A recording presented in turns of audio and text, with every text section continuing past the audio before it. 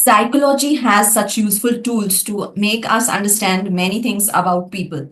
And basically, when you are in a relationship or you want to get into a relationship, you must watch out for certain psychological facts before you feel cheated, you feel that this relationship will not work for you, or you get into a trap where you cannot come out of it. So before it's too late, you should watch out for certain red flags. Right? We often speak of behavioral and other such things about red flags, but have you ever heard of financial red flags? Today, we are going to talk about people in relationships and how their financial red flags can be spotted.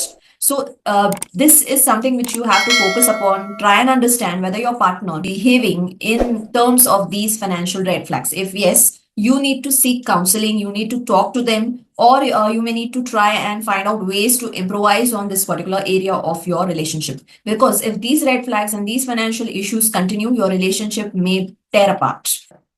So first red flag that you can spot in terms of finances is that there is no transparency. Now suppose, let's take an example that you and your spouse both are working, or you and the person in the relationship both are working. You are the one who probably shares everything, every detail about your earnings, where you are doing a job, what is the activity that you do there, what is the amount of earnings that you got this particular time period. Yes, I got a bonus. So you share that news. You say, okay, on Diwali, I got this gift from the office, whatever the case is. Or if you're in a business, you share the profit details, you share the details of how which client is contributing more to your business and so on. So you're discussing all the financial things and the amounts that you're doing, what is the investment that you're doing to your partner.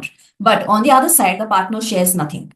They may share no detail of theirs in terms of finances, how much they are earning, what are their profits in the month, how much is the contribution of investments that they're doing, whether they're doing investments in joint names, they're doing in single names, nothing at all. They don't share anything. So there is no transparency. So this lack of transparency can create what we call as a financial divide in the relationship, because you don't no longer trust your partner.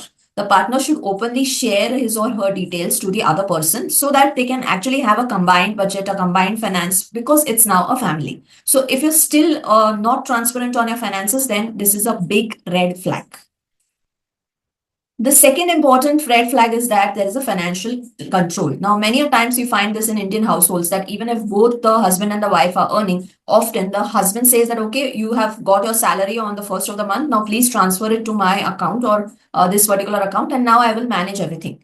Or it could be something like, okay, you have your salary now in hand. So this salary has to be divided in so and so portions. This much goes to a particular investment, this much goes to maybe the joint family account, this goes to a particular EMI, and then the money is over. So the wife's money is often controlled by the husband. So this type of financial control, I'm not saying that all of them do it, but if they are doing it, or even if the wife is doing this particular thing, then basically the whole thing that is, it is coming to the red flag of financial control. So no partner should be dominating. Actually, you have to sit together, conversate on how much is the amount that both are earning. Try and find out a midway as to how this amount can be spent to the best of the joint purpose. See, when you are in a relationship, you should never have separate finances, because this is as good as staying solo.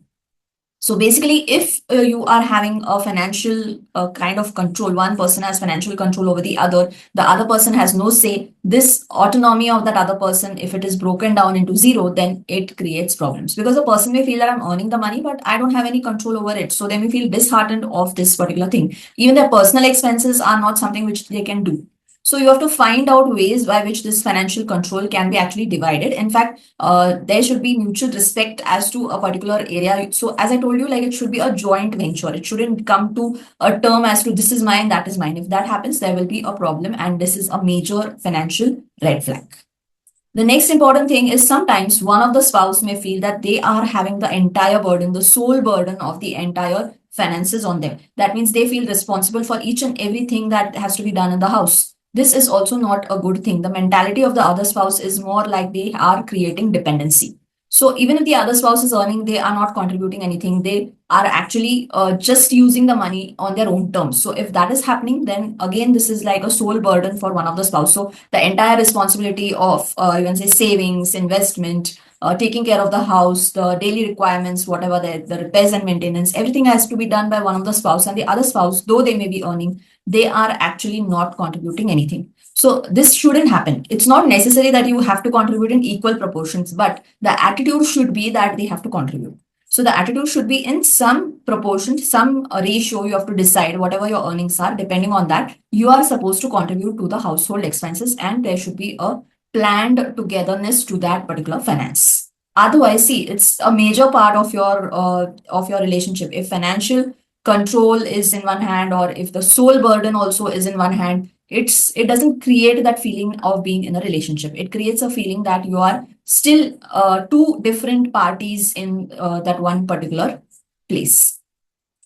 Next, another important thing is if both the spouses are contributing to the well-being of the family, to the house, the responsibilities, both are doing it. But even if your contribution is being done from your end, whatever is required, still the remainder portion of what is left in hand is spent by you in whatever thing that you want. You wanted to buy a branded clothing. You wanted to buy something for your own. You wanted to buy something for your family, whatever the case is. So if you have done something on your own and you constantly get criticized in spite of you being contributing well to whatever common expenses are there, still, if you're criticized, you're made to feel guilty of spending on your own happiness or whatever things make you happy, then this is not a good sign. You have to be aware, because the other person is again trying to gain control over you and trying to make a big fuss about your personal choices. So your personal choices should not be affected as long as you are contributing to whatever required things. So it's not necessary that both of them may be on the same terms. That means one spouse may not prefer branded things and the other spouse may prefer branded clothing, branded shoes, whatever they want. But the only factor here that you need to remember is that the common responsibility should be shared. After that, what is left should be at the discretion of the spouse, whoever is earning that amount. If that is not happening, again, a financial red flag. Next thing is, if there is no awareness of big moves, that means suddenly you come to know they have bought some property. Suddenly you come to know they have spent money on a big outing without your permission, without you actually being knowing about it. I'm not even saying permission. It's more like you are not even made aware of it. They decide on the big moves and just announce them. Or they may not even tell you, you just come to know because they are now coming in front of you, the documents, the things, or whatever the case is. Suddenly the person goes out and buys a car, a lavish car for himself or herself, and you're not even aware. So this is something which feels like it's a feeling of betrayal in the relationship. So if there is no awareness of big moves, this is one of the biggest red flags. So that means they don't value your opinion. They don't value even informing you about what move they are making, right? So these are the 5 different things that you need to remember as financial red flags. If these are happening in your relationship, then definitely there is something going wrong and you need to have counseling, or you need to have a way in which you can actually sort out the things together. You can find out some midway in this kind of issues that are going on in your relation. Because if there is no such midway being found, then you will always feel that two separate people are living together. They cannot bond together because of these financial rifts. I hope this helps you in understanding certain clues, because psychology can prevent a lot of disasters from happening in relationships. So if you find these tips useful, do share it with the people ahead, those who may find it useful. And if you have not yet subscribed to Mind Wellness Everyday, do subscribe to this channel and let us know if you need any suggestions on any specific topic so we can make videos on those things. Thank you, and hope to see you in the next video of Mind Wellness Everyday.